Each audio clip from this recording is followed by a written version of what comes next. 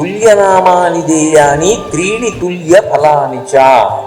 గోదానం ఎంత గొప్పదో, గోవు ఎంత గొప్పదో అంత గొప్ప వాటిని ఇంకో రెండింటిని చెప్తున్నారు. అందులో త్రీణి తుల్య ఫలాని చ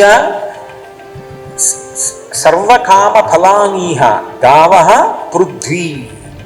గోవు ఎంత గొప్పదో భూమి ఎంత గొప్పది. మీరు భూమిని దానం చేశారనుకోండి, భూమిని దానం చేసినప్పుడు ఆ భూమిలో నుంచి పంట పండుతూనే ఉంటుంది. ఎంత పంట పండిందో, పండిన పంట ఎంత అవతల వారు తిన్నారో దాని ఫలితం అంతా కూడా భూమిని దానం చేసిన వాడికి వెళుతుంది. భూమిని దానం చేస్తే భూమిలో ఉన్నటువంటి లోహములు, భూమిలో ఉన్నటువంటి వజ్ర వైఢూర్యములు, భూమిలో ఉన్నటువంటి లోహములు వీటన్నిటినీ కూడా దానం చేసినట్టే. భూమిని దానం చేశారు కాబట్టి భూమి మీద నివాసం ఉంటున్నాడు.